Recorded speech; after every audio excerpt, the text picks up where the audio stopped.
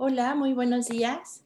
Les damos la más cordial bienvenida a este foro que hemos titulado Al rescate de nuestra riqueza alimentaria frente a la invasión de la chatarra por nuestra identidad cultural, nuestra salud y la del planeta. Agradecemos su presencia y para los medios de comunicación que nos acompañan a través de esta plataforma Zoom, les pedimos si nos pueden dejar sus preguntas en la cajita que encuentran en la parte inferior de la plataforma, llamada caja de preguntas y respuestas, para que al final de las presentaciones de nuestras invitadas podamos abrir la sesión de preguntas y respuestas y leerlas. Asimismo, para las personas que nos están viendo a través de Facebook, pueden dejar sus preguntas en los comentarios. Pues bien, sin más, le doy la palabra a Alejandro Campillo, director del Poder del Consumidor. Buenos días. Buenos días, muchas gracias por estar aquí con nosotros por esta vía. Pretendemos que este sea un primer foro de reflexión para desde muchos puntos de vista pensar lo que ha pasado con la alimentación en nuestro país. Y en este sentido iniciamos este tipo de foros con tres antropólogas dedicadas al estudio de la alimentación, que nos van a dar, ¿no?, una idea bastante clara y profunda sobre lo que ha pasado y está pasando en nuestro país con la alimentación y cómo esto se vincula con la identidad cultural, cómo esto se vincula con la salud de las personas y cómo esto también se vincula con la salud del planeta, sobre todo en este contexto en el que estamos viviendo una crisis civilizatoria profunda. Quiero mencionar que estarán con nosotros, ya leeré su currículum antes de la intervención de cada una de ellas, la doctora Yuriria Eugenia Iturriaga de la Fuente, la doctora Isaura Cecilia García López y la maestra Tania González Rivadeneira. Antes de pasar a darles la palabra, queremos hacer una reflexión justamente sobre este entorno que estamos viviendo en México, que es un entorno muy grave. Tenemos, por un lado, que somos un país, una población que tiene uno de los niveles más altos de consumo de alimentos ultraprocesados. Gran parte de estos son lo que llamamos comúnmente comida chatarra. Estamos en los primeros lugares en el consumo de ultraprocesados, en el primer lugar a nivel de América Latina, y como lo demuestra la Organización Panamericana de la Salud, entre más es el consumo de estos productos, mayor es el índice de sobrepeso, obesidad, y estudios muy recientes, digamos de 2018, 2019 y 2020, han encontrado una relación no solamente con obesidad, sino también con mortalidad. Estudios realizados en España, en Francia, en Estados Unidos y en el caso de México, un estudio que estima la muerte de alrededor de 40,000 personas cada año asociadas al consumo, al alto consumo de bebidas azucaradas. Pero esto contrasta de una manera enorme, y de ahí que estemos haciendo este foro con antropólogas, con esta gran riqueza que tenemos en nuestro país. Somos centro de orígenes de alimentos muy importantes para la humanidad. Tenemos una gran diversidad de ecosistemas, pero a la vez tenemos una gran diversidad de culturas, y esta mezcla entre diversidad de ecosistemas y culturas ha dado una gran riqueza de culturas culinarias, porque no podemos hablar de una, sino de muy diversas. Y lo que llama la atención es que teniendo esta gran riqueza de alimentos, de culturas culinarias, nos hayamos convertido en los mayores consumidores de comida chatarra. Y llama aún más la atención que estas culturas culinarias, que la cocina mexicana o las cocinas mexicanas, ¿no?, sean reconocidas a nivel internacional, incluso UNESCO reconoce como Patrimonio de la Humanidad estas cocinas, pero que encontremos estas cocinas en los restaurantes más caros de Nueva York, en París, en el mundo, y que por otro lado quienes crearon esas cocinas, ¿no?, quienes tienen los conocimientos a los que acuden muchas veces los chefs más conocidos para ir con esas mujeres en esas comunidades a conocer esas cocinas, ¿no?, estén invadidas por comida chatarra y que esto se vuelva una crisis de salud para la población. Entonces, este contraste en el que estamos cambiando, ¿no?, espejitos por oro, ¿no?, y yo no diría que la chatarra ni a espejito llega, ¿no?, por el daño a la salud que genera. Entonces, este es el entorno en el que queremos hacer esta reflexión. Y por último, nada más mencionar la dimensión ambiental que tiene esto. Los sistemas alimentarios que dan sustento a los ultraprocesados, pues sabemos, son las grandes agroindustrias con enormes plantaciones, por ejemplo, de maíz, principalmente en los Estados Unidos, que acaban con la fertilidad de la tierra, que tienen un uso intensivo de agroquímicos y un uso intensivo de petróleo, ¿no? Y que estos sistemas agrícolas se han convertido en los terceros emisores más importantes de gases de efecto invernadero. Contribuyen al cambio climático. Está muy claro que si queremos enfrentar este calentamiento global del planeta, tenemos que cambiar los sistemas agrícolas. Eso se reconoce a nivel internacional. Y por otro lado, lo que tenemos es que los sistemas agrícolas que permiten la diversidad de alimentos, la diversidad de nuestras cocinas, pues son sistemas que pueden ser agroecológicos, ¿sí? Y que pueden capturar emisiones, gases de efecto invernadero, en vez de emitirlos, que pueden mantener la diversidad de los alimentos. Entonces es necesario comenzar a pensar en eso. Entonces, en este sentido, ¿no?, quisiera dar la palabra, en primer lugar, a la doctora Yuriria Eugenia Iturriaga de la Fuente. Ella es antropóloga social de la Escuela Nacional de Antropología e Historia, maestra en Sociología de la Facultad Latinoamericana de Ciencias Sociales, maestra y doctorante de la Escuela de Altos Estudios en Ciencias Sociales de París, columnista quincenal sobre política de alimentación en un diario importante en nuestro país, investigadora y redactora del libro Los alimentos que escribieron la historia de la humanidad, encargado por la UNESCO, promotora del criterio internacional para hacer que la UNESCO considerara las cocinas como patrimonio cultural, empresaria, chef y cocinera de 3 restaurantes propios, 2 en la Ciudad de México y 1 en París, Francia. En fin, es toda una autoridad en el tema. Yuriria, pues, muchas gracias por estar con nosotros y te dejamos la palabra. Gracias a ti, Alejandro, que eres de veras un prócer de este movimiento importantísimo de salvamento para la población de nuestro país. Bueno, me gustaría preparé rápidamente una pequeñísima historia, antecedentes de este problema tan grave que presentas. La colonización en América del Norte fue impiadosa con sus habitantes originarios y fue portadora de leyes religiosas implacables contra el placer sensorial. La comida para estos tipo de religión, la protestante, existe solo como un bien necesario pero irrelevante, incluso prescindible frente al alcohol y otros satisfactores materiales. Entonces, como parte constituyente en el desarrollo del capitalismo propio de los países de Occidente, los Estados Unidos se caracterizan por su constante política de guerra, el ascenso de la industrialización, marco en el que se resolvió el problema de la alimentación de las tropas en campaña, incorporando las técnicas de la industria bélica a programas de producción de alimentos transportables para su larga conservación. Entonces aparecen desde cantimploras ligeras hasta latas para contener durante un cierto tiempo proteínas de pescado, ave o cerdo, así como para contener legumbres en agua, panes, galletas secos.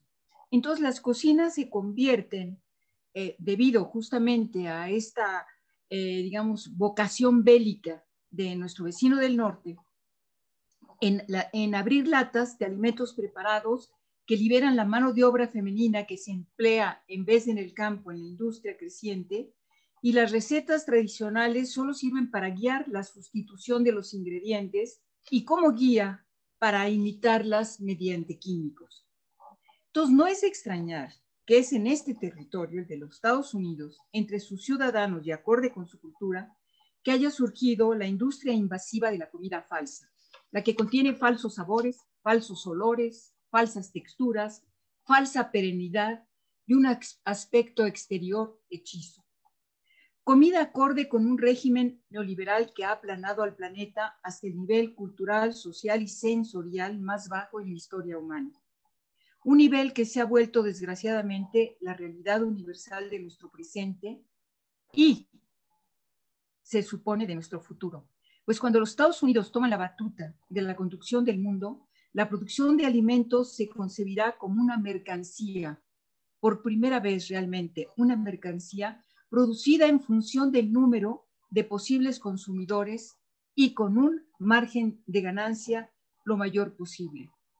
Desde las extensas explotaciones de monocultivos, cultivadas en primera instancia por manos esclavas y más adelante por maquinarias, cuyo costo resultaba incluso más barato que los esclavos, hasta la publicidad para inducir el consumo, pasando por la alteración científica de las propiedades de los productos naturales similares, fue la contrarrevolución de las cocinas, en el sentido de que las cocinas no participan ya después de una historia más que muy milenaria o multimilenaria,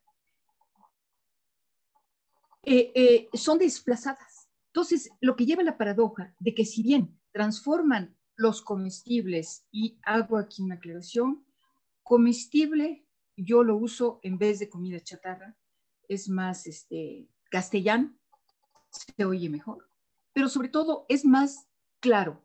Comestible es lo que se puede comer, pero no alimenta.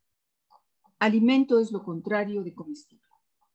Entonces, transforman comestibles para volverlos atractivos y además mediante engaños publicitarios que convierten su consumo, además de que son nocivos para la salud, convierten su consumo en un estatus, digamos, social.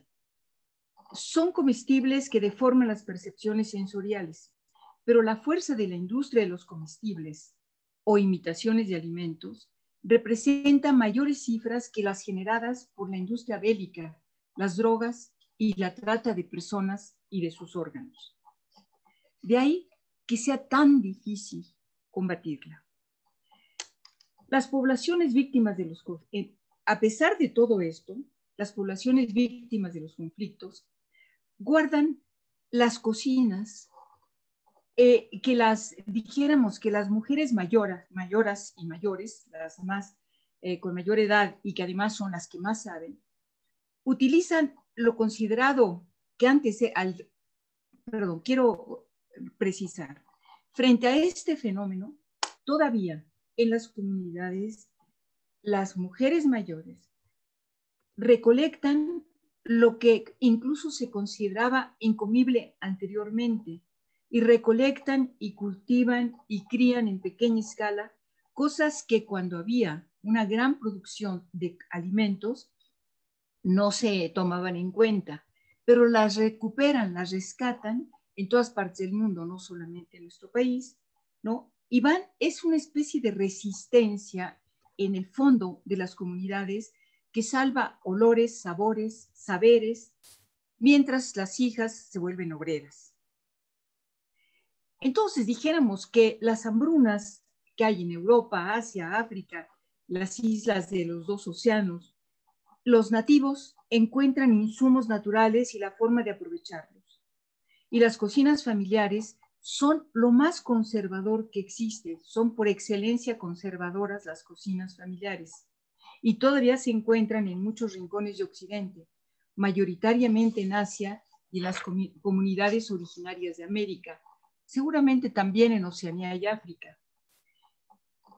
A pesar del deterioro económico de muchos y el deterioro de muchos ecosistemas que han dejado poco espacio y recursos para mantenerlas, la resiliencia es todavía posible en todas estas áreas. Pero, como decía Alejandro, hay que reconocer que los productos falsos están incrustados en la sociedad y en la mayoría de las personas hasta por debajo de la piel, al grado de que si desapareciera por decreto esta industria, masas de seres humanos irremediablemente deteriorados en sus percepciones sensoriales y víctimas irrecuperables de convicciones transmitidas por una publicidad que hace soñar con avatares de sí mismos, nos sacrificarían, Alejandro, a mí y a todos nosotros en la plaza pública sin remordimientos. Cabe entonces formar frentes de cocinas tradicionales en todo el mundo, en América Latina, esas cocinas que son producto de mestizajes culinarios de pueblos originarios con españoles, portugueses, italianos, frentes que se nieguen a consumir los comestibles industriales, pero nadie se puede negar sin sustituirlo con algo. Entonces, voy a ir hacia el final, a cuál es, creo yo, la única solución. El asunto es doble, es emocional, no diría subjetivo, porque es subjetivo recuperar el sentimiento de amor en el acto de preparar la comida, es decir, en el acto de cocinar para los seres próximos y para halagar a los próximos y a los extraños, como parte de un lenguaje amoroso indeleble en la memoria sensorial. Esta sería la revolución de nuestras cocinas en la etapa neoliberal que vivimos y que consistiría principalmente en cocinar en vez de comprar comida hecha, en procurar cultivar los insumos o adquirirlos a quienes los cultiven sanamente.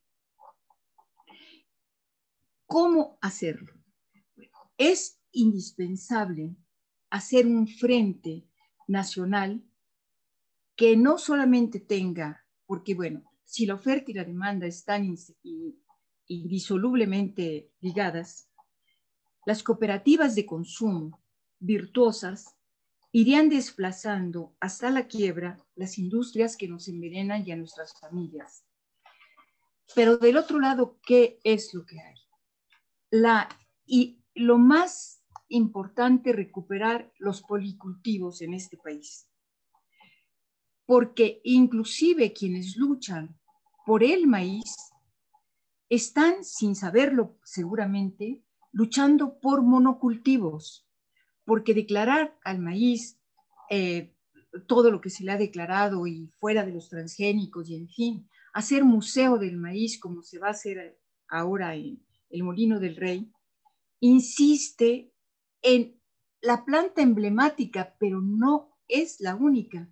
Nunca el maíz se cultivó solo, se cultivó siempre en el policultivo que es la milpa, donde son interdependientes, simbióticos, van juntos en toda Mesoamérica, el maíz, el frijol, las cucurbitáceas, que es toda la serie de calabazas distintas, los chiles, que son insecticidas naturales para la milpa, y otras cosas más como los tomates, etcétera, de todos los colores, y todos lo que rodea la milpa, dependiendo del ecosistema, que pueden ser cactáceas, o pueden ser cocotales, o puede ser cacao, o café, o cítricos, en fin. Todos esos conjuntos que implican, incluso es la definición de la palabra milpa en náhuatl, es de mili o mitl, que es tierra, espacio, parcela, y pan, que es lo que está sembrado sobre ella y que son muchas cosas simultáneamente. Entonces, cuando nosotros, la población urbana y de clase media, y ya ahora, desgraciadamente, los jóvenes campesinos que han crecido en medio de monocultivos, entiendan de nuevo que la milpa es un policultivo que no necesita químicos para reponerse, porque siempre se refertilizó la tierra desde que se descubre la milpa, o más bien se inventa, porque no fue un descubrimiento de lo natural, fue la relación entre ecosistemas prodigiosos, como dijo Alejandro, y la creatividad infinita que tienen los seres humanos. Entonces fueron distintas milpas. Hay milpas de esteros salados, hay milpas de semidesierto, hay milpas de trópicos, de valles superiores a los 3,000 metros de altura, etc. Si se recupera la enseñanza de que una milpa no es un sembradío de maíz, sino un policultivo, y que de la mezcla de todo lo que se siembra y se recolecta alrededor de este sistema increíble que mantuvo sano y bello a pueblos que había aquí antes de que se empezaran a comer grasas y empezaran a comer, y bueno, con la comida chatarra ya fue terrible. Entonces, esa es la revolución que tenemos que hacer. Yo lo que he propuesto y sigo proponiendo es que no hay un museo del maíz, sino un museo de la milpa. Que la gente entienda de qué se trata y la defienda. Pues creo que ya tomé mi tiempo, ¿verdad? Muchas gracias, muchas gracias. La verdad, quisiéramos, si no lo publicas en el medio donde lo publicas tú, lo publicamos nosotros. Ya veo que lo tienes escrito y totalmente de acuerdo, totalmente de acuerdo. O sea, Octavio Paz dijo que el descubrimiento del maíz era como el descubrimiento no el descubrimiento, el desarrollo, ¿no? Del maíz era similar al descubrimiento del fuego. Y yo estoy totalmente de acuerdo contigo que lo importante es la milpa, ¿no? Es muy importante el maíz, o sea, el proceso de 9,000 años de desarrollo del maíz y que llega ahora una empresa, ¿no? De transgénicos, le cambia un gen y ahora lo quiere patentar y después estárselo vendiendo. Bueno, eso será motivo de otras discusiones. Pero yo creo que hay mucho y va a haber preguntas interesantes, Yuridia, para ti. Yo creo que hay mucho, mucho, mucho que rescatar de esta intervención. Yo después te haré algunas preguntas ya en lo personal, porque creo que has dado información muy, muy interesante. Ahora quisiera darle la palabra a la doctora Isaura Cecilia García López. Ella es coordinadora de Educación Continua y Vinculación de la Facultad de Filosofía y Letras de la Benemérita Universidad Autónoma de Puebla. Ella es licenciada en Historia con maestría y doctorado en Antropología Social por la ENA. Pertenece al Sistema Nacional de Investigadores. Es miembro del Padrón de Investigadores de la Universidad de Puebla. Miembro de la MER, del Colegio de Etnólogos y Antropólogos AC, del Grupo Mexicano de Alimentación. Miembro del Grupo Académico Procesos Socioculturales en Sociedades Contemporáneas, responsable del seminario Estudios Socioculturales de la Alimentación. Bueno, el currículum es muy extenso de la doctora Isaura. Y muchas gracias por participar en este foro que, bueno, ya la doctora Yuridia dio una introducción. Tienes la palabra. Sí, pues yo creo que coincidimos en muchas cosas. Muchas gracias, Alejandro, muchas gracias al Poder Consumidor y muchas gracias a todos los preocupados por la alimentación en estos tiempos de crisis, ¿no? Lo que vamos a ver en este momento es producto de una investigación que he realizado en las zonas marginales de México, que así le he denominado, particularmente la Mixteca poblana y la Mixteca guerrerense y el estado de Tlaxcala, ¿no? En cierto sentido, es parte también de una publicación que se llama, bueno, que de alguna manera va a salir en este año, que son las transformaciones justamente de la alimentación en estos tiempos contemporáneos. Pero bueno, ahí les platicamos un poquito. Sí, si me puedes dar a la siguiente, por favor. Este documento en realidad es producto de una inquietud que surge más o menos por ahí del 2008 acerca de qué es lo que comemos, acerca de por qué qué era la buena alimentación actualmente. A raíz de esto, pues tenemos que, pues empezamos a observar que la alimentación es un proceso crítico que se ha construido a partir del desarrollo de tecnologías. Justamente son las tecnologías que nos han llevado a transformar el sabor, el olor, la textura de los alimentos. Particularmente o históricamente tenemos el fuego, la fermentación y la conservación, digamos, todo iba muy bien. Íbamos cocinando regiones, cocinando de manera local identidades, a lo largo de la historia de la humanidad sí hemos mezclado, hemos transformado la alimentación, particularmente con el contacto entre Europa y España, entre Europa y América, y en este sentido, pues tenemos como producto histórico la cocina mexicana, la gran cocina mexicana. Sin embargo, en los últimos 100 años hemos visto cómo se ha deteriorado poco a poco, cómo se ha transformado la alimentación y cómo los productos, digamos, industrializados en un afán de modernizar a la sociedad, han logrado cambiar hábitos, patrones alimentarios y han vendido mejoras alimentarias. Uno de los textos más recurrentes en este sentido que podemos observar, lo que nos permite observar cómo fue dándose este cambio alimentario, es un texto muy viejo, es un texto antropológico de Oscar Lewis que nos hablaba de la cultura de la pobreza, que nos hablaba de las familias y los hábitos de las buenas familias mexicanas, por ejemplo, los Castro, los Sánchez, en comparación con estos nuevos mundos de vida que se estaban enfrentando entre los años 40 y los años 50. A raíz de esto, poco a poco, en revistas, en medios de comunicación, en periódicos, por todas partes aparecieron estos nuevos alimentos, alimentos procesados, alimentos que llegan en recetarios, alimentos que llegan por todas partes bombardeando a las nuevas clases medias, ¿no? Producto precisamente de la transformación alimentaria y la industrialización que nos llega, digamos, de manera globalizada por todas partes. Las consecuencias las tenemos enfrente, ¿no? 72% de mujeres presentan sobrepeso y obesidad. El 67% de hombres presentan lo mismo, ¿no? En este sentido, salió hace unos años un documental acerca de la diabetes en México, elaborado por el Instituto el Instituto de Ciencias Médicas y la Nutrición, Salvador Subirán, en el cual nos exponían claramente el daño de los refrescos, el daño de las bebidas edulcorantes a nuestra salud. Sin embargo, pues este daño es perfectamente medible, ¿no? Hay consecuencias muy, muy fuertes en nuestra salud. Y tenemos algunos datos, ¿no? Por ejemplo, que en 2019, bueno, ahorita estamos preocupados por el COVID, evidentemente, pero en 2019 murieron 104,354 personas por diabetes, ¿no? Y sin decir todas aquellas que requieren un tratamiento médico y no lo saben, ¿no? Aquí tenemos un problema de salud inminente.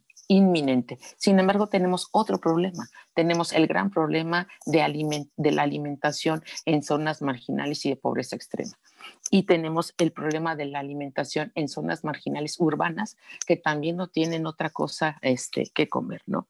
Si uno investiga tantito en lo que se consume en diferentes tipos de población solamente en las ciudades, por ejemplo, albañiles, taxistas y entre otros personajes, pues lo único que encontramos son bebidas edulcorantes, azucaradas y gasificadas, junto con el pan, ¿no? Que es otro de los grandes problemas que tenemos en nuestra salud. El pan que en México se incrementa de manera exacerbada, bueno, se incrementa en su consumo a partir de los años 40. Tenemos también esta problemática de manera bien, bien intensa. No podemos quitarnos los sabores artificiales o falsos, como tenemos el caldo de pollo.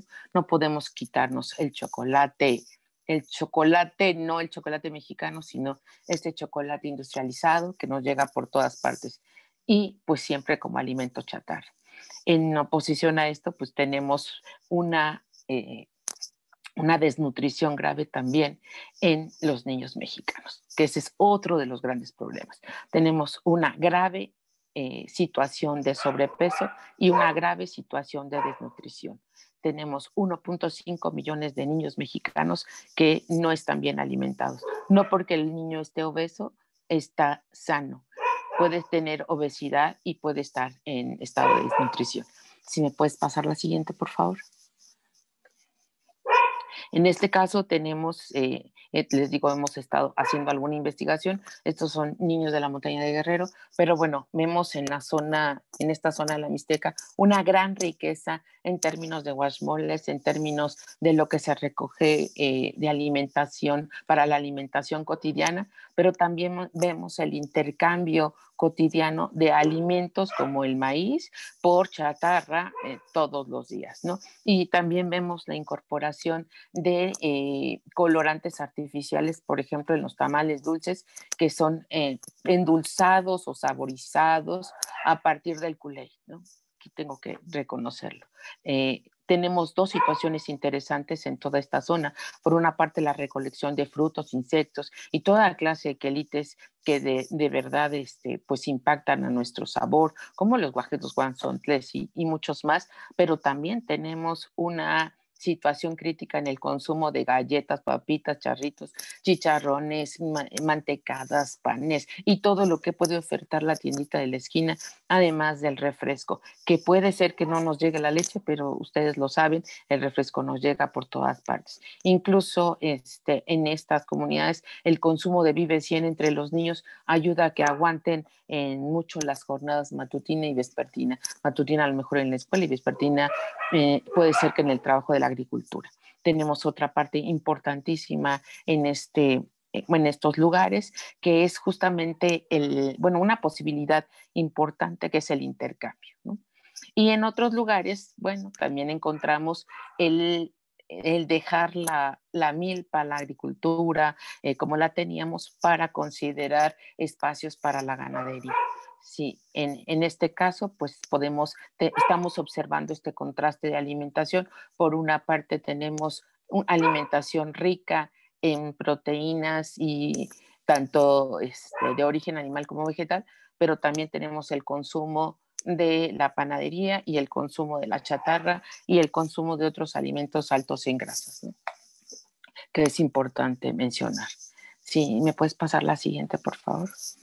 De las alternativas que hemos encontrado, evidentemente tiene muchísima razón la doctora Yuridia. Hemos encontrado diferentes tipos de maíz, diferentes tipos de otros alimentos como los guajes, de diferentes tipos de chiles, diferentes tipos de frutas y verduras que llegan como consumo local, afortunadamente, a los mercados regionales de estas zonas. Sin embargo, muchos de los alimentos que traen los campesinos y bajan a los mercados son cambiados por productos chatarra, ¿sí? Entonces la alimentación en México está pues evidentemente trastocada, intervenida, yo diría, por los alimentos procesados y que de alguna manera pues están instaurados y han llegado por diferentes medios de comunicación. Sin embargo, yo pienso que sí tenemos alternativas. Sí, ¿me puedes pasar la siguiente, por favor?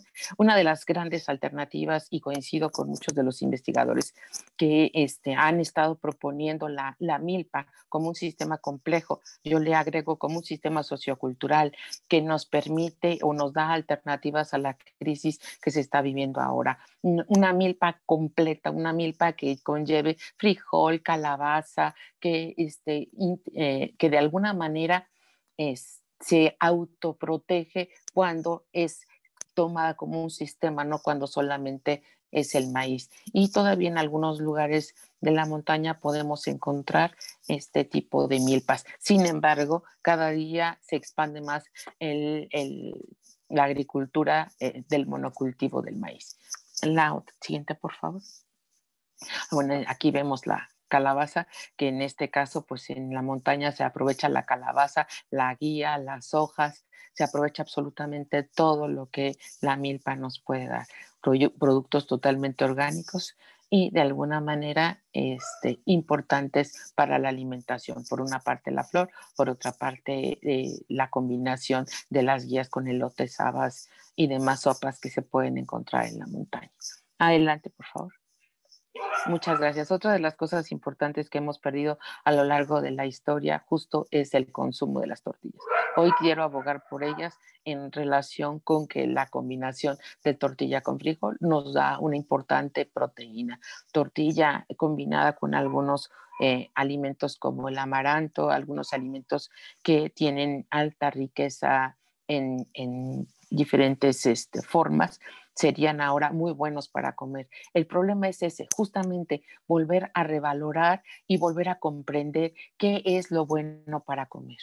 Porque que ya no es bueno para comer un refresco. ¿Cómo cambiarlo? Pues yo digo que de la misma manera en que se instauró, de la misma manera que se decía que dar en una fiesta una bebida gasificada era símbolo de estatus, ahora tomar agua es símbolo de estatus. Tomar bebidas naturales y alimentos orgánicos ahorita podría ser un símbolo de mucho mejor salud, abogar por la salud, difundir los sistemas tradicionales de alimentación. Sin embargo, pues estamos conscientes de que no siempre es fácil sustituir. ¿Cómo sustituyes en cierto sentido unos buenos tacos, digamos, de lo que quieras con un refresco? ¿Cómo lo sustituyes por agua, ¿no? Pero bueno, esta es ahora una de las cosas que podemos hacer, ¿no? Se trastocan los sistemas tradicionales con la instauración de alimentos procesados. Sin embargo, podemos nosotros revertir este sistema y poder desacralizar los alimentos, tales como los refrescos y muchos otros que se encuentran hasta en las ofrendas del Día de Muertos y en las ofrendas a los dioses en las montañas de aquí mismo de Puebla. Tendríamos que volver a resignificar, volver a revalorar, reconocer, no solamente que nos reconozcan a nivel internacional como cocinas tradicionales, como con nuestra gran riqueza culinaria, sin embargo, que nos reconozcamos nosotros mismos y que sean otra vez parte de nuestra propia identidad. Sin embargo, bueno, el camino es bastante largo porque es un camino de regreso, ¿no? Un camino a no utilizar frijoles de lata y cocinar tus frijoles, a no utilizar verdura en lata y cocinar tu verdura y que no esté tan cocida, y enseñar, reenseñar, reeducar un poco y revalorar nuestra alimentación. Sí, ¿me puedes pasar la siguiente, por favor? Bueno, aquí yo creo que una de las formas más bonitas pues es la socialidad, es la revaloración a partir de estar juntas, de cocinar juntas, y siempre el papel de las mujeres ante la crisis económica, incluso en este caso donde se ve pobreza extrema, pues lo mejor es hacer unos tamales pero juntas, ¿no? En términos de crisis, juntas, ¿no? Uno de los platillos más importantes para nuestra alimentación que también tendríamos que revalorar es y a partir del maíz, por ejemplo, en este caso son los tlaxcales que están viendo ahí, que como galletitas y son productos totalmente de maíz, ¿no? Entonces, creo que la alimentación en México merece volver a tener su lugar, pero no desde afuera, sino desde adentro, ¿sí? Que el intercambio de productos se dé entre nosotros, entre productos locales, pero no por productos procesados, ¿no? Es decir, reconocer la importancia que tiene para nuestra salud, ¿sí? En muchas de las investigaciones que hemos desarrollado, una de las frases más recurrentes de la gente es, pues tantito veneno no mata, tómese un refresquito, ¿no? Y el refresquito como símbolo de socialidad, el refresquito como símbolo de cariño, como símbolo de nuestros propios muertos. Yo creo que hoy día es cuando tenemos que volver a revalorar lo que hemos hecho antes, ¿no? A lo mejor un agua de sabor sería suficiente, y cuidado con el azúcar. Pero bueno, la siguiente, por favor. Sí, para concluir, bueno, les tengo aquí un alimento tradicional en la zona de la montaña, es la tlahuanca. Es un alimento que se recolecta de la montaña y que puede durar hasta 2 años, que es altísimo en vitamina C, muy bueno para la salud, pero en el caso de Guerrero, pues se transforma en cajetas que sí se venden muy bien, pero tienen un alto contenido en azúcar. Sin embargo, la fruta asimisma se combina con diferentes platillos y son de una riqueza enorme en vitaminas y minerales. Y bueno, pues una alimentación y nutrición adecuada son la base para la supervivencia, la salud, el crecimiento del ser humano. Muchas gracias a ustedes.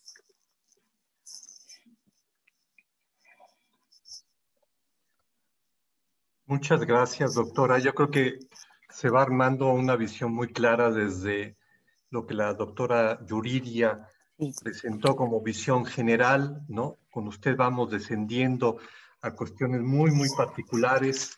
Yo rescato muchos temas. Creo que ahorita los estudios incluso que se están haciendo sobre la resistencia que se da frente a esta pandemia. Ponme el título del libro.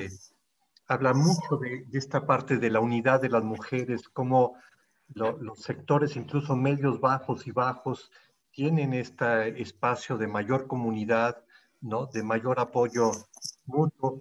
El tema de la milpa nuevamente como un sistema básico que hay que rescatar.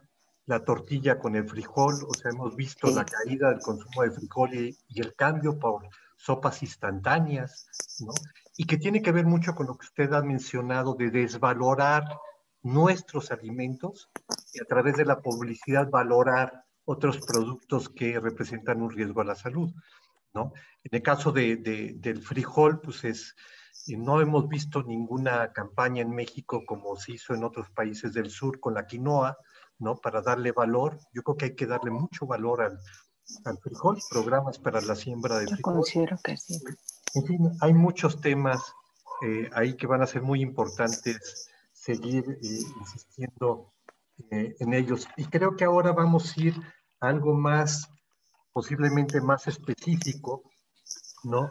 Y que es muy importante tener ejemplos más definidos. Es lo que creo que por donde va a ir la maestra Tania Ivanova González Rivadeneira, ¿no? Por sus trabajos muy específicos con comunidades, y cada una de estas comunidades pues presenta, ¿no? Una gran riqueza, y de repente hay que descender para poder entender esa riqueza. Ella es estudiante de doctorado en Ciencias de Sostenibilidad por la UNAM, licenciada en Ciencias Biológicas y licenciada en Antropología Aplicada, maestra en Estudios Mesoamericanos por la UNAM, es especialista en liderazgo, cambio climático y ciudades en Flaxo, Andes, actual docente de asignatura de la licenciatura en Sustentabilidad Ambiental de la Universidad Iberoamericana. Ha trabajado en varios proyectos sociales en la región andina y Mesoamérica sobre diálogos de saberes, conocimientos tradicionales, alimentación, sustentabilidad y buen vivir. Tania, muchas gracias por aceptar esta invitación y tienes la palabra. Muchas gracias, Alejandro y compañeras que antecedieron con sus maravillosas presentaciones. Yo coincido y comparto sus criterios respecto a la alimentación como una problemática de escala local, pero también de escala regional, con respecto al consumo de estos pseudoalimentos, ¿no? De cosas que parecen alimentos, pero que no nutren nuestro cuerpo. Entonces, voy a compartir mi presentación. Me gustaría comentarles de que cuando platiqué con Alejandro a propósito de esta conferencia, me decía que hablemos de la riqueza alimentaria. Y yo decía, bueno, ¿dónde nace la riqueza alimentaria en México? ¿Dónde está? ¿Cómo surgió? ¿Por qué es riqueza? ¿Y por qué hablamos de una riqueza alimentaria? Entonces, al igual que la doctora Yuridia y la doctora Isaura mencionaban de la importancia de la milpa y la importancia de los saberes y la importancia de los cultivos asociados a otros productos alimenticios que no siempre están disponibles en regiones más urbanizadas, en zonas donde ya la milpa se está perdiendo. Creo yo que la riqueza de la milpa empieza por reconocer dos cosas que a veces en México se tienen bastante claras, que México es un país con gran diversidad biológica. Siempre hablamos de un montón de especies emblemáticas, las tortugas, las mariposas monarcas, etcétera, pero también es un país que conocemos de su gran diversidad cultural, de su gran riqueza cultural. Y esta riqueza biocultural define a México como una zona, como un área de gran importancia, no solamente por la diversidad biológica creada por los pueblos y las comunidades que durante muchos años se han asentado en esta región, sino porque esa amalgama entre la diversidad biológica y la diversidad cultural ha dado como resultado en términos alimenticios también una gama riquísima y súper diversa de alimentos que, bueno, yo no soy mexicana, pero quienes sí son mexicanos y conocen mucho más que yo las regiones del norte, las regiones del sur, pueden hablar con mucha más especificidad tal vez con la que yo podría mencionar la forma de hacer tamales en Guerrero, la forma de hacer tamales en Oaxaca, en Michoacán, al norte, en Veracruz, y así con un montón de comidas y alimentos, panes, sabores que definen a cada una de las áreas culturales de cada una de estas regiones culturales y su relación con la biodiversidad. Entonces, cuando hablamos de riqueza biocultural, estamos hablando de una biodiversidad culturalmente creada a través de los procesos de intercambio, de selección sistemática de semillas, de plantas, de animales, que las personas durante más de 12,000 años, según los últimos reportes, han ejercido sobre la biodiversidad.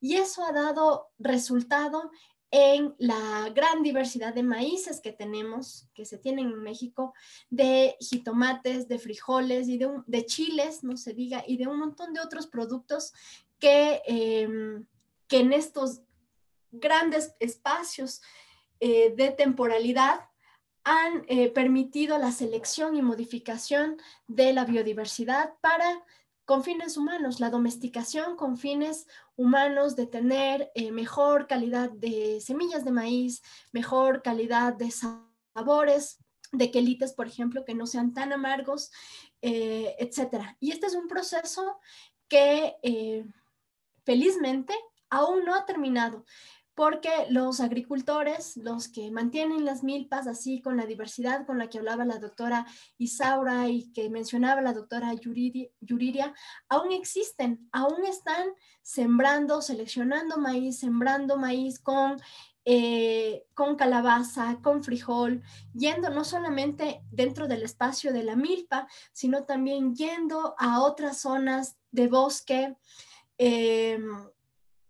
diversidad ecológica también, yendo a estas zonas diversas en cada uno de los lugares donde habitan estas comunidades, a seguir recolectando hongos, seguir recolectando quelites, seguir recolectando un montón de productos que nos hablan de la riqueza de la alimentación en términos de cómo las personas, la diversidad de personas, la diversidad cultural en México se relaciona también con esa diversidad biológica. Y bueno, entonces cuando nosotros hablamos del sistema alimentario de estos pueblos indígenas, sobre todo, que han estado presentes en el territorio mexicano mucho antes de la llegada de los españoles y que aún están presentes, se dice que estos sistemas alimentarios están basados en entre 1,000 y 1,500 especies de plantas con sus variantes, mientras que este ánimo globalizante de imponer sistemas de alimentación uniformes en diferentes lugares del mundo está basado en apenas 15 especies.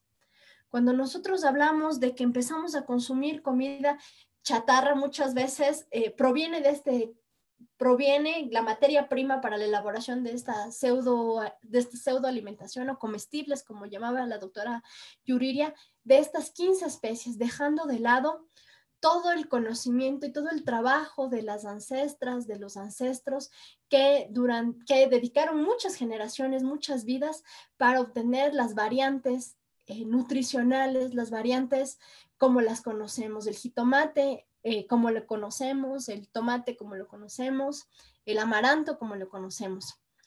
Desde las especies principales de alimentación, el 15,4% del sistema alimentario mundial proviene de plantas domesticadas en Mesoamérica y cuyo germoplasma original se encuentra principalmente en los territorios de pueblos imaginarios, de los pueblos originarios, pueblos indígenas.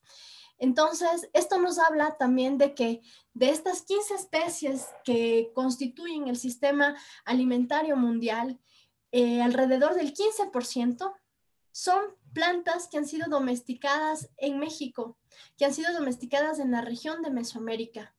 Y a veces cuando nosotros preferimos Es muy fácil olvidar cuando nosotros preferimos tomarnos un refresco, preferimos la comida chatarra a la comida casera de las abuelas, de los abuelos, del campo, de esas recetas que se tienen en las familias. Nos estamos olvidando que estamos dejando de lado toda esta gran historia que hace que Mesoamérica sea Mesoamérica, que hace que las culturas mesoamericanas hayan sido tan importantes y que además han constituido los cuerpos de la gente habitante de esta región durante tanto tiempo. El negar la comida, los alimentos nutritivos, sanos, los de la milpa, es negar todo ese proceso histórico. Entonces, creo yo que cuando nosotros preferimos los ultraprocesados, también estamos negando todo este gran acervo identitario, cultural, que ha acompañado durante miles de años la alimentación humana en esta zona del mundo.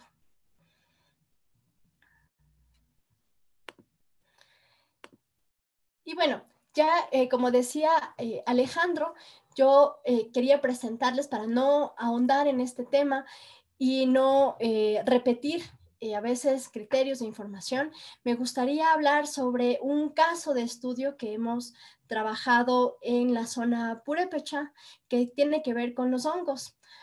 Sabemos que México es uno de los países, el segundo país que más consume hongos en el mundo, pero no solamente estos hongos, champiñones y las setas que venden en los grandes supermercados, sino hongos que son recolectados por gente habitante de comunidades indígenas en diferentes lugares y que tienen muchas propiedades de diferente carácter, pero sobre todo han sido parte de la dieta de estos pueblos.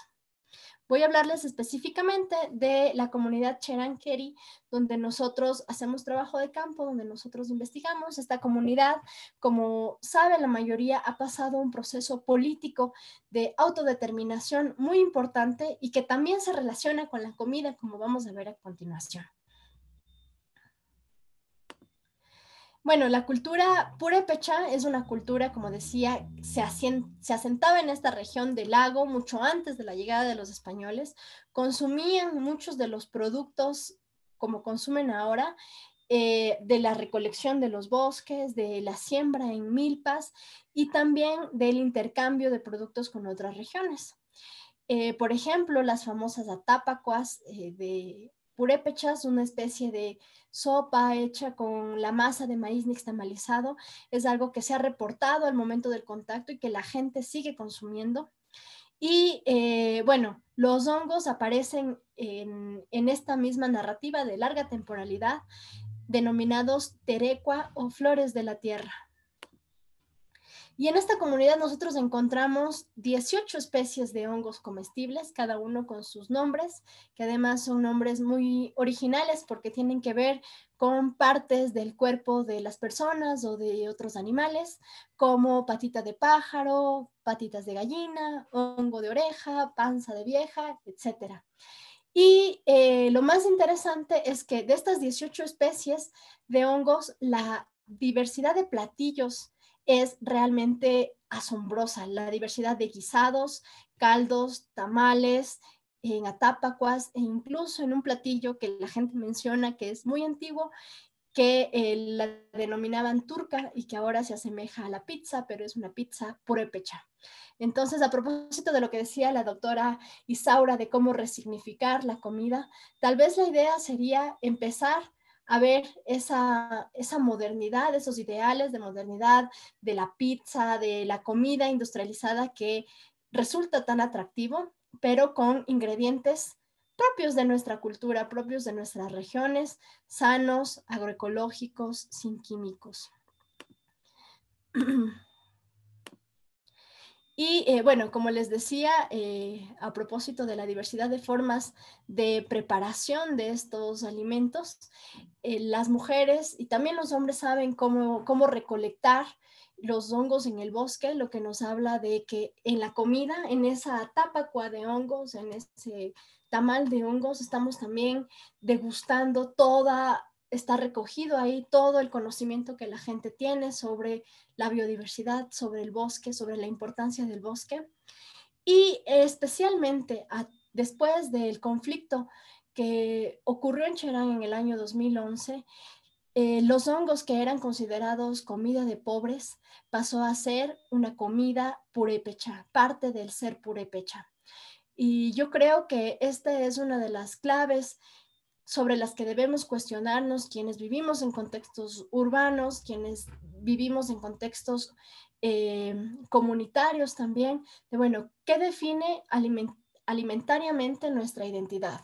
¿Nos define comer cosas que no son nutritivas o nos define toda esta historia de la región, nos define todos estos sabores que además, como también decían, son reconocidos en todo el mundo y que a veces los negamos, así como, como existe esta tendencia también a negar nuestra propia identidad? Creo yo que con el rescate y recuperación de la identidad cultural podemos también encontrarnos con una identidad cultural alimentaria mucho más sana y mucho más acorde con nuestra historia, con nuestros cuerpos y con la sostenibilidad del planeta. Muchas gracias.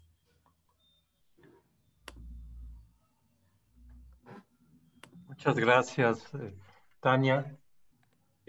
Yo creo que cerrar con esta parte de Cherán, y a mí creo que esto último, y sería muy bueno como documentarlo claramente, como esta última parte donde tú mencionas que en Cherán el proceso político llevó a que los hongos pasaran de ser considerados como un alimento de los pobres, pasara a tener un valor cultural, y que eso lo ligaras con el proceso, que ellos lo hayan hecho con el proceso político, es fundamental, ¿no? Como esta autonomía te lleva a descubrir tu identidad, ¿no? Y el valor que tienes tú culturalmente, que es lo que falta en este país, ¿no? Con toda esta invasión de la comida chatarra. Y una cuestión que incluso yo dejaría, creo que ahora vamos a pasar con Denise para que nos presente las preguntas, pero yo dejaría una pregunta y que tiene que ver con esto último que tratabas, pero que las tres lo han tratado muy bien, ¿no? Y le pediría a Isaura, ¿no? Y a la doctora Iturriaga que se pueden prender sus cámaras porque pasaríamos a las preguntas. Hay un estudio que recientemente se hizo que hablaba de la supremacía blanca en todo el tema de la alimentación, ¿no? Y a mí esto me llamó mucho la atención y creo que hay este aspecto también, ¿no? Lo vería tal vez en esta parte, no sé cómo relacionarlo, pero en esta parte de que de repente la cocina mexicana se vuelve como muy valorada internacionalmente, pero al interior es despreciada, ¿no? Pero estos procesos de negación de lo propio, ¿no? De imposición desde el proceso que la doctora Yuriria hablaba, ¿no? De los Estados Unidos y toda esta invasión y todas estas corporaciones y ese modelo de mercancía de los alimentos, ¿no? Pero que vienen a negar una cuestión de identidad cultural, pero también, por otro lado, a través de su publicidad, una cuestión totalmente aspiracional, ¿no? Y esa cuestión aspiracional muchas veces es la negación de tu identidad cultural, pero también es la negación de tu raza, ¿no? Porque todos los modelos que vemos nosotros en la publicidad, pues son modelos blancos, ¿no? Entonces, es una guerra cultural, ¿no? Y por otro lado hay una resistencia cultural que la podemos ver. Entonces, yo ahí lo dejo y le paso a Denise. Gracias, Alejandro. Pues tenemos la primera pregunta de Emily Vázquez. Dice, históricamente, ¿cuál ha sido la postura del Estado mexicano hacia la alimentación y nutrición poblacional? ¿Con cuáles motivaciones y cuáles consecuencias ha intentado incidir en lo que se come en México? Y voy a leer una más de Saraí Mariscal. Nos pregunta si podrían mencionar en dónde puede encontrar un listado de todos estos productos que han recomendado para que pueda ser fácil su difusión Y también nos dice si pueden decirle dónde encontrar algún recetario sobre amaranto. Así.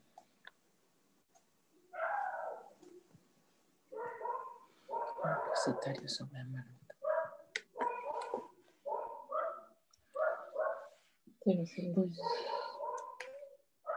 ¿Alguna de ustedes, alguna de las preguntas? Bueno, sí, perdón. No sé quién. Si la doctora si quiere primero. Estaba apagado el micrófono, doctora Yuriria. Sí, tiene apagado el micrófono, doctora Yuriria. Que creo que no me escucha. Sí, tiene apagado el micrófono. Audio. Sí. Ahí está ya. A reiniciar audio, perdón, es que sí. le picaba a un micrófono tachado en rojo y no sabía qué. Bueno, no, me gustaría, a propósito de la reacción del Estado ante los alimentos, lo que es evidente es que en los gobiernos sucesivos mexicanos se han alineado a las políticas de Estados Unidos en lo que se refiere a alimentación. Nosotros estamos constituidos por una población fundamentalmente clasista, más que racista, clasista, porque no es tanto lo moreno que hace que se discrimine, sino la condición económica.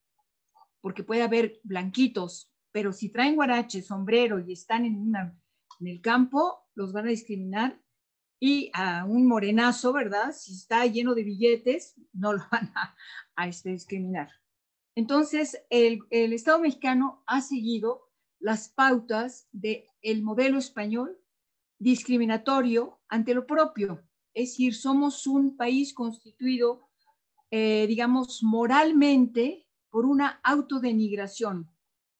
Y la manera de saltar de eso es imitar lo exterior para ponernos al parejo de los demás. Contrariamente a otros pueblos originarios de América. Yo vi, cuando los años que viví en Francia, compartí con peruanos, colombianos, de muchas nacionalidades. Los peruanos están muy orgullosos de ser como son. Nosotros, los mexicanos estudiantes en Europa, no era tanto. Una manera de discriminar a un pueblo es rechazar su comida. No solo es decir a las personas, pero su comida. Y digamos, por ejemplo, los franceses son muy discriminatorios porque desde el punto de vista de la Organización Mundial de Turismo es el país, es el pueblo que viaja menos porque no le gusta comer nada más que lo propio, de donde salieron las grandes cadenas de hoteles mediterráneos con todo y sus lugares para tomar el desayuno, la comida y la cena, con su comida, porque no viajaban mucho por culpa de las comidas. Entonces, de hecho, nosotros los mexicanos, solamente cuando hemos sido educados por familias que aman la comida mexicana, si mi abuela era de Celaya, y mi madre aprendió a cocinar con mi abuela, y ella cocinaba divinamente, y me enseñó a cocinar, y por eso he tenido restaurantes. Yo no soy empresaria, soy un fracaso como empresaria, pero en cambio adoro la cocina, soy buena cocinera. Entonces, ¿qué es lo que nos enseña a comer lo mexicano? La educación, porque la tradición solamente está, como nos lo demostró hace un momento Tania, está en los pueblos. Este asunto de los hongos me erizó de alegría, de emoción, porque es eso, es el redescubrimiento y la revaloración de la propia cultura. Y es eso a lo que se resiste las grandes masas de clase media urbana. Por eso insisto que hay que educar a esa clase media urbana. Y por eso insisto que inclusive, ¿verdad? Gente absolutamente estimable, que incluso es amiga mía, como la senadora Jesús Rodríguez y los otros que promovieron todo para salvar al maíz de los transgénicos, no pensaron en la milpa. Y ahorita Alejandro se le fue por ahí una. Dijo, hay que promover lo del maíz y aparte lo del frijol. No, van juntos. Si tú promueves la milpa, van a ir variedades de maíz y variedades de frijol juntos. Y de chiles y de todo, porque cada milpa, según su ecosistema, tiene eso. Bueno, hay el intercambio de semillas, todo lo que ustedes quieran. Pero para terminar, ¿cuál es la posición del Estado? Simplemente esta anécdota. Cuando yo propuse que las cocinas fueran reconocidas como patrimonio cultural de la humanidad, al mismo título que teatro y que danzas y que todas las manifestaciones culturales que ustedes y todos sabemos, lo propuse, fue una gran resistencia dentro incluso de la propia UNESCO. O sea, ¿cómo? La comida patrimonio, los franceses sí lo entendieron luego. Pero cuando yo lo propuse, para que algo sea declarado patrimonio de la humanidad, tiene que ser por un gobierno, porque se va a comprometer a dar las medidas de salvaguarda de ese patrimonio. O sea, no cualquier persona puede llegar y decir, oiga, yo propongo. No, tiene que ser un gobierno porque se compromete, porque es firmante de los acuerdos y es vinculante. Entonces, ¿cuál era la medida de salvaguarda de, en particular, las cocinas mexicanas? Mi propuesta era que todas las cocinas del mundo que lo merecieran tuvieran la posibilidad de ser declaradas patrimonio humano. Entonces, respecto a la mexicana, ¿cuál era la única medida de salvaguarda de las cocinas? Era la milpa, porque en las milpas distintas están los ingredientes. No hay cocina sin ingredientes, sin insumos, eso no existe. Y la chatarra tiene ingredientes químicos, pero tiene ingredientes. Entonces, lo que se protege son los ingredientes químicos de la comida chatarra y lo que no se protege son los ingredientes, todos los ingredientes, no uno, todos de las cocinas distintas mexicanas. Yo no me di cuenta en el momento, hace 20 años, que estábamos en pleno subida de un capitalismo salvaje entrando al neoliberalismo. ¿Y qué fue lo que pasó con la declaratoria? Se tardaron 10 años, pero claro, en ese ambiente el gobierno mexicano lo cedió a un grupo de empresarios particulares que convirtieron la comida mexicana en mercancía. Por eso lo que dijo Alejandro, está reconocida en el extranjero. La preparan en restaurantes de lujo. Es patrimonio de los chefs y las chefas, algunas. Pero no es patrimonio de los mexicanos porque no se ha hecho ninguna medida de salvaguarda de la producción de sus insumos. Porque este grupo de personas que tomaron por su cuenta y usufructuaron y lucraron con la declaratoria, sus medidas de salvaguarda fueron, agárrense bien, no se caigan de la silla, enseñarles higiene, mercadotecnia, técnicas culinarias, etc. Digo, como si durante 8,000 años las mexicanas no hubieran tenido higiene ni técnicas para preparar nuestra maravillosa cocina.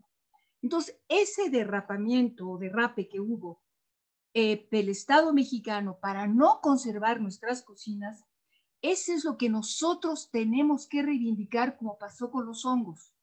Y los hongos evidentemente no son solo los hongos.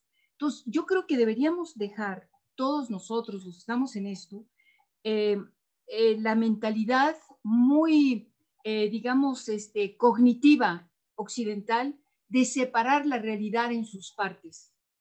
Tenemos que aprender a pensar la realidad como conjuntos. Y la comida es un conjunto, donde va el amor también. Perdón.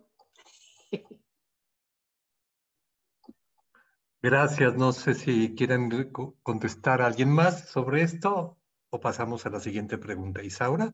Bueno, sí me gustaría decir que realmente el Estado mexicano se ha preocupado mucho por la alimentación, pero desde la industria alimentaria, ¿no? Se ha preocupado por instaurar los diferentes tipos de alimentos y que sean entendidos como buenos para comer durante décadas, ¿no? Hemos cambiado muchos productos como lo es la soya por el frijol, digamos, y nos cuesta carísima la soya, ¿no? Entonces, de alguna manera creo que tenemos que volver a estos alimentos y volverles a su valor, no solamente al nutricional, sino su valor histórico y cultural que tienen en nuestra cultura. Cada gobierno que viene instaura nuevas políticas, y entre las nuevas políticas que instaura es, por ejemplo, la despensa, una despensa que no va con lo que se come de manera local, ¿no? Por ejemplo, en la montaña llega una gran cantidad de atún que es cambiado regularmente por otros productos porque ellos no comen atún, ¿no? Hay muchos productos que no van con lo que se consume de manera local. La política del gobierno es enviarle a todo el mundo lo mismo, como si realmente comiéramos lo mismo, ¿no? Ahí hay muchas cosas que podemos discutir. Regresar al amaranto es una opción, así como lo están poniendo, bueno, yo no tengo, ahí ya nos pusieron algunos recetarios de amaranto, sería muy, muy factible. Yo voto por el frijol, la milpa compleja, y de alguna manera esta particularidad que tiene la milpa, como los mexicanos, tiene identidad propia de manera regional. Entonces, en cada lugar se mantiene con estructuras diferentes, ¿no? O sea, a lo mejor en algunos lugares la calabaza, en otros lugares se fomenta el chile, el frijol, y de alguna manera Puebla, Guerrero, Tlaxcala y toda esta zona mesoamericana tiene su identidad propia gracias a la propia identidad de la milpa como un sistema complejo. Eso es. Muchas gracias. Tania, ¿quieres comentar? Perdón, yo quisiera comentar algo, espero ser breve. Lo que quería decir es que, bueno, comparto lo que mencionó la doctora Yuriria e Isaura también. Y yo creo que hay dos problemas que sí debemos denominar como claves. El primero, yo sí considero que la alimentación en las urbes, en varios lugares, es un tema aspiracional. O sea, nosotros queremos cada vez parecernos más a este norte global, no solamente en cómo nos vemos, qué corte de cabello tenemos, si estamos pintadas de colores claros del cabello, sino también en lo que comemos. Queremos asemejarnos a esos ideales de desayunos con hot cakes, para poner un ejemplo muy simple, y en ese sentido, no sé si es un proceso de autonegación de la identidad y identidad culinaria, identidad de la alimentación, y que yo creo que este problema está alimentado por un segundo problema, que es algo que ya han advertido varios ecólogos políticos y antropólogos, que tiene que ver con el tema de la separación naturaleza-cultura. Nosotros pensamos, como decía la doctora Yuriria, que la cocina es una, la comida que comemos es una, completamente alejada de dónde obtenemos los ingredientes, de la milpa, de los bosques, de las chacras, en el caso de los Andes. Entonces, yo considero que mientras sigamos manteniendo instituciones, sigamos manteniendo una estructura social y política que promueve esta separación, también, si se quiere, ontológica, como llaman varios, una separación de cómo nosotros abordamos todos los temas de la vida cotidiana, más aún la alimentación, creo yo que vamos a seguir disociando la comida y disociando nuestros cuerpos también. Hay muchos autores que hablan, a propósito del último comentario de la doctora Yuriria, del amor, de cómo la domesticación de especies es un proceso afectivo, de mucho cuidado, de protección, de muchos, sí, de mucho afecto. Y creo yo que ese también es un punto bien importante para ver cómo nosotros entendemos los maíces que comemos, los frijoles que comemos, a partir del cuidado que puso, el amor que pusieron los agricultores en esos productos, el amor que puso la mamá al cocinarlos, y lo que nos comemos desde eso también, ¿no? Bueno, gracias. Creo que hay tiempo para otra pregunta.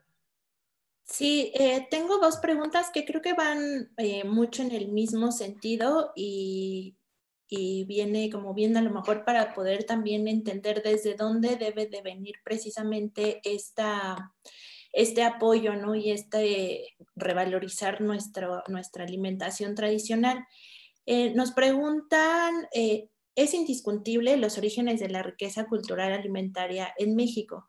Pero ¿no será que el verdadero problema hoy en día es la ausencia de educación e información? O si existen programas educativos en la SEP o en otras instituciones que precisamente hablen de esto. Y la segunda, de Adrián Soto, nos dice, entiendo que es necesario hacer una campaña de promoción de productos locales. ¿Dicha campaña tiene que ser por parte del gobierno o las instituciones privadas o de quién? Ya que pareciera que por el momento lo que viene del gobierno no es tomado en cuenta por la propia población y suele haber discursos contradictorios.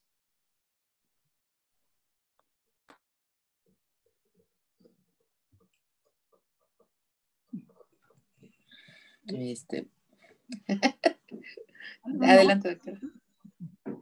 Bueno, de las cosas que yo he estado tratando de fomentar en el seminario, somos alrededor de 45 personas, entonces les decíamos, somos 45 familias que pueden ayudar a difundir la buena alimentación, ¿no?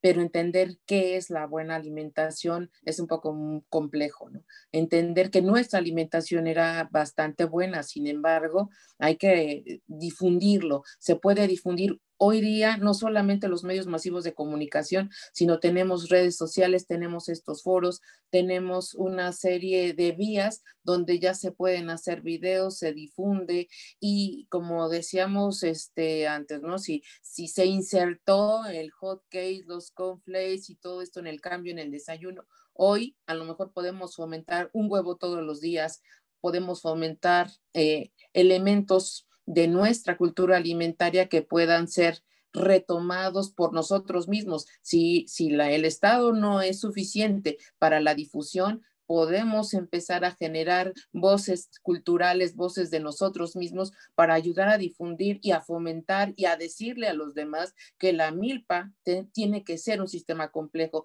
no un monocultivo que hay que cuidar y que utiliza otro tipo de mecanismos que no son los naturales, ¿no? Yo voto porque todos podemos sembrar desde este pedacito muchísimo y podemos recoger a lo mejor después un poco mejoras en nuestra alimentación, pero sí, ayudar a que también la población comprenda. Otro de los problemas que no tratamos en este lugar son las etiquetas, ¿no? Que de alguna manera son muy complejas. El que tenga un letrero negro, 2 letreros o 3 letreros, ahora se está convirtiendo no, pues si tiene 2 sellos es mejor que si tiene 1 o que si tiene 4, ¿no? Entonces la gente no entiende qué tan bueno, qué tan malo es un solo sello y qué tanto nos puede perjudicar a la salud. No hay una traducción en el lenguaje que se utiliza desde la industria alimentaria a la gente. Nosotros podemos empezar a ser estos traductores, podemos empezar a ser estos difusores de la cultura alimentaria, podemos enseñarle a la gente que el frijol hay que lavarlo 3 o 4 veces por todos los contaminantes que tiene, por los plaguicidas. Podemos ser esa voz. Yo llamo en ese sentido. ¿Sí? Sí. Bueno, aquí veo que lo del etiquetado. Yo felicito a Alejandro porque es un triunfo de una lucha que tiene él desde hace años y es un etiquetado igual al de otros países, pero son los que definen el etiquetado los que no tienen los criterios muy claros. Por ejemplo, ponerle al bacalao noruego que tiene exceso de sodio es una carcajada, porque nadie se come un bacalao con la sal que tiene, se desala. Entonces, no es lo lógico, ¿no? Pero eso era al margen nada más. Respecto al Estado y la comida, yo no oculto mi simpatía por la cuarta T, pero estoy totalmente en contra de que se promuevan los monocultivos. Entonces, pagar al campesinado, a los campesinos mexicanos para que siembren maderables y frutales, es ir en el sentido de los monocultivos. Entonces, como la comida se ha vuelto mercancía, es decir, que se compra con dinero, que no sale directamente del trabajo y de la tierra, no, entonces prefieren, por el Tratado de Libre Comercio y todo lo demás, prefieren tirar milpas, tirar sembradíos de cosas comestibles para ganar dinero, para comprar. Y compran maíz importado. Es decir, entonces, este programa de Sembrando Vida es un programa nefasto, que yo lo he escrito ya, lo digo ahora en público también, no lo oculto, pero ¿cómo llegar a que la gente coma las cosas que están cultivadas por nosotros, por nuestros campesinos? La soberanía alimentaria implica que un pueblo cultive lo que come y decida lo que come. Y eso es importantísimo. No se le ha dejado a este pueblo maravilloso decidir qué debe de comer. Incluso los egresados de Chapingo desde hace varias generaciones andan por ahí en la sierra y todo, con muy buena voluntad, enseñando a los campesinos técnicas, como enseñar técnicas a las cocineras de higiene o de culinaria. Es ridículo, no debe enseñársele, más bien deben ir los de Chapingo a aprender cómo se hace una milpa antes de que se muera el último de las personas que sabe cómo se cultiva una milpa.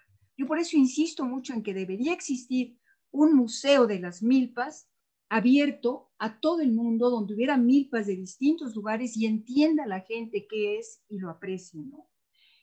Esto respecto al Estado. ¿Qué nos toca hacer en lo personal? Bueno, yo estoy lucha y lucha, pero me siento muy acompañada con ustedes. Y yo sé que somos muchísimos los que queremos que haya este cambio. Alejandro es un líder.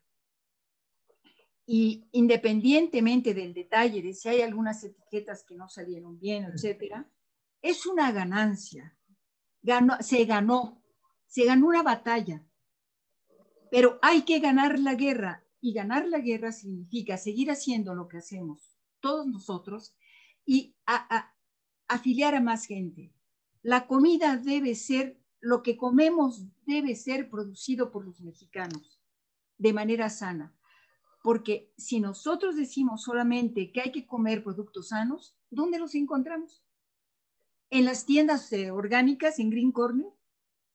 No, tenemos que promover las cooperativas de producción, que eso eran las milpas, y ir sustituyendo. Eso sería un buen problema del Estado, digo, una buena solución a un problema. Sustituir los sembríos de amapola por las milpas, porque el fenómeno opuesto fue el que empezó a suceder hace 30 años, que iban los narcos a pagarles a los campesinos para que destruyeran las milpas y sembraran amapola. ¿Y por qué lo consiguieron? Porque ya la comida se había vuelto mercancía y se adquiría con dinero. Entonces era más importante tener dinero que tener productos para comer. Es esta inversión, reinversión, esa sería la revolución que tenemos que hacer. Gracias. Tania, sí.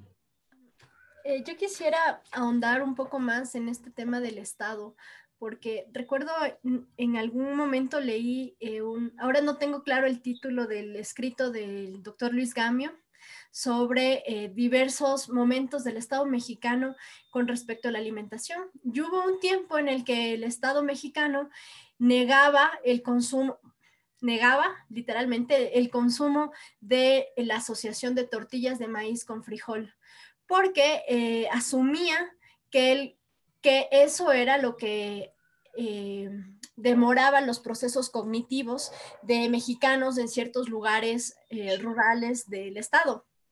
Yo creo que si bien no estamos en ese grado de desconocimiento profundo, racismo y otras etiquetas que podríamos darle a ese planteamiento, yo sí creo que el Estado tiene una responsabilidad bien importante con respecto a cómo ve el campo, como decía la doctora Yuriria, pero también frente a estas presiones internacionales.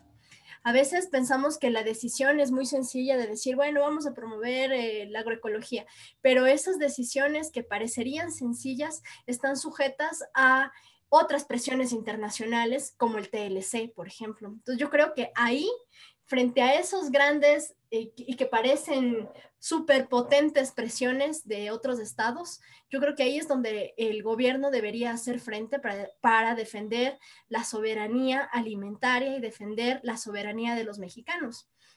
Ahora en Ecuador estamos viviendo, yo soy ecuatoriana, estamos viviendo el proceso del TLC en Ecuador. Acaba de firmarse la primera parte y claramente eso significa un cambio que ya lo hemos visto en otros países, incluyendo México, con respecto a la importación de transgénicos y demás. Entonces, yo creo que la ratificación de este tipo de acuerdos, cómo se cede de manera estatal frente a estas grandes industrias, porque además no nos olvidemos que lo que nosotros hacemos es importante y es fuerte, pero quienes son nuestros oponentes, que son claros, son industrias que tienen mucho dinero, que tienen mucho poder y que ganar esa guerra involucra no solamente estos espacios, sino también promover políticas públicas que defiendan a niveles más macros, ¿no? Creo, y bueno, eso no quita nuestras responsabilidades como consumidores, como investigadores, como académicos y desde las trincheras en las que nos encontremos. Gracias. Muchas gracias, Tania. Bueno, para finalizar, quisiera dar unas palabras nada más en relación, por ejemplo, con esto del etiquetado. En realidad, el etiquetado se hace sobre los alimentos procesados, ¿sí? Es un proceso muy largo el que se ha seguido a nivel internacional. Es el mejor etiquetado y podría decir que quienes hicieron los criterios y todo, porque tienen que ser criterios generales, ¿no?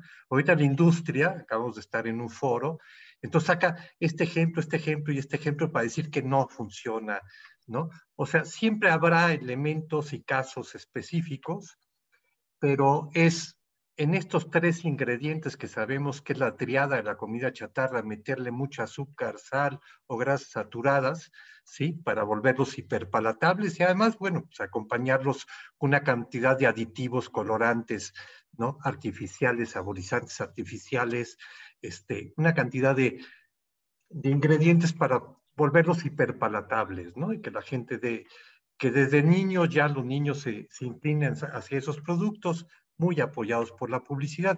Entonces los criterios, incluso yo podría decirles que los criterios que se hicieron en la Organización Panamericana de la Salud vienen por expertos muy preocupados en reivindicar las cocinas tradicionales y la alimentación tradicional. La gran oposición a este etiquetado, pues ahorita viene de las grandes corporaciones, ¿no? Pero muy fuerte, una oposición muy bien armada y muy bien financiada.